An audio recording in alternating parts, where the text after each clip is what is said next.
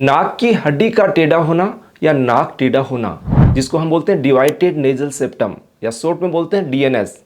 अगर आपको ये समस्या है तो आप इससे कैसे निजात पा सकते हैं, इससे आपको क्या क्या समस्याएं हो सकती है, इसकी टोटल जानकारी इस वीडियो में आपके साथ शेयर करेंगे। तो इस वीडियो को लास्ट तक जरूर देखिएगा।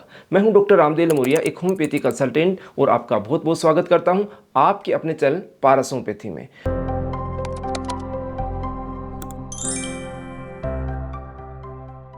फ्रेंड्स, बहुत सारे लोगों के हमारे पास मैसेज आते हैं कि मेरी नाक की हड्डी टेढ़ी है, तो इसको मैं कैसे ठीक करूं, आप कोई ऐसी दवा बता दीजिए जिससे मेरी नाक की हड्डी टेढ़ी है वो सीधी हो जाए। लेकिन आज की इस वीडियो में आपको बताने जा रहा हूं कि डिवाइडेड नेजल सेप्टम, जो आपकी नाक की हड्डी टेढ़ी है, या तो आपकी जन्मजात है या फिर आपको कोई चोट लगने की वजह से हड्डी टेढ़ी हो गई है। ये टेढ़ी हड्डी आपके कॉस्मेटिक इश्यू हो सकता है, या फिर इस नाक की हड्डी की टेढ़ी होने की वजह से आपको नाक में बार बार बंद होने की शिकायत होने लग जाती है, नाक से पानी आने लग जाता है या छींकें आती है, या फिर बार बार आपको जुकाम लगने लग जाता है, या फिर नाक से कई बार ब्लड भी आने लग जाता है, आपको सर दर्द या सर भारी होने की समस्या होती है। यानी इसकी वजह से आपको कई सारी कॉम्प्लिकेशंस होने लग जाती हैं, आपको खर्राटे आने लग जाते हैं, रात को सही तरीके से सो नहीं पाते, आपकी नींद प्रॉपर हो नहीं पाती है क्योंकि खर्राटे लेते हैं, आपका सांस रुक जाता है, कई बार स्लीप एपनिया की शिकायत होने लग जाती है। तो यानी जो डिवाइडेड नेजल सेप्टम है वो आपको जन्म से है, लेकिन ये दिक्कत कब देता है? जब आपको नाक से संबंधित कुछ समस्याएं उभर के आती है। लिए आप मानिए कि आपको ये जन्म से है तो 10-12 साल में आपको दिक्कत हो जानी, ऐसा कुछ भी नहीं है। 25 साल के बाद, मान लीजिए आपको जन्म से है लेकिन 25 साल के बाद आपको नाक से सांस आना बंद हो गया, नाक आपका बंद रहने लग गया, बार बार जुकाम होने लग गया, तब आपका ध्यान जाता है कि मेरी नाक की हड्डी टेढ़ी है। या जब आप अक्सर या कोई सिटी स्कैन करवाते हैं तब आपको पता चलता है कि मेरी नाक की हड्डी टेढ़ी है।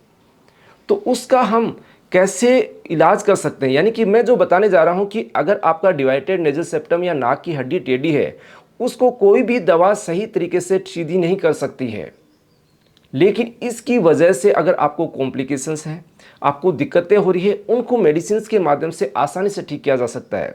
मेरी बात को दोबारा ध्यान से सुनिएगा। अगर आपकी नाक की हड्डी टेढ़ी है, डिवाइडेड नेजल सेप्टम की समस्या है, इसको मेडिसिन से ठीक नहीं किया जा सकता, लेकिन इसकी वजह से जो भी दिक्कतें होती है, बार बार जुकाम लगता है, नाक बंद होता है, नाक से ब्लड आता है, सिर में भारीपन या सिर दर्द की समस्या रहती है, खर्राटे आते हैं, आपको नींद में दिक्कत होती है, इसको मेडिसिन से ठीक किया जा सकता है। क्योंकि बहुत सारे लोग कहते हैं कि साहब मेरी नाक की हड्डी मेडिसिन से कैसे सीधी होगी? ये कभी मेडिसिन से सीधी नहीं होगी।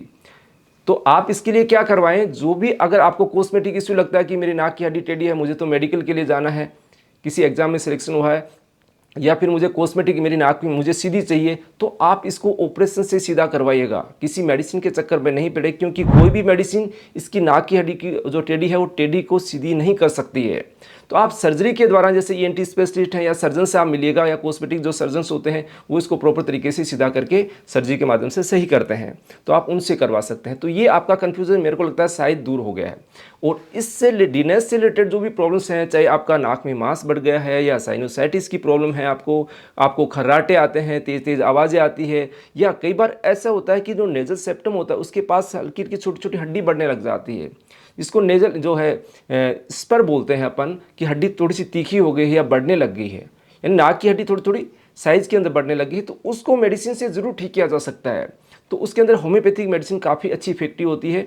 और जो चाहे नेजल पोलिप्स की समस्या हो, साइनोसाइटिस या हेडेक की समस्या हो, उसमें भी काफ़ी अच्छी होम्योपैथिक मेडिसिन के रिजल्ट्स होते हैं। आप उनका प्रॉपर ट्रीटमेंट लेके डीएनएस की जो समस्याएं होती है, समस्या का मतलब उसकी वजह से जो प्रॉब्लम्स होती है, उनसे आप निजात पा सकते हैं। तो दोस्तों, ये जानकारी कैसी लगी? अगर अच्छी लगी तो इसको लाइक कीजिए, शेयर कीजिए, चैनल को सब्सक्राइब नहीं किया सब्सक्राइब जरूर करें।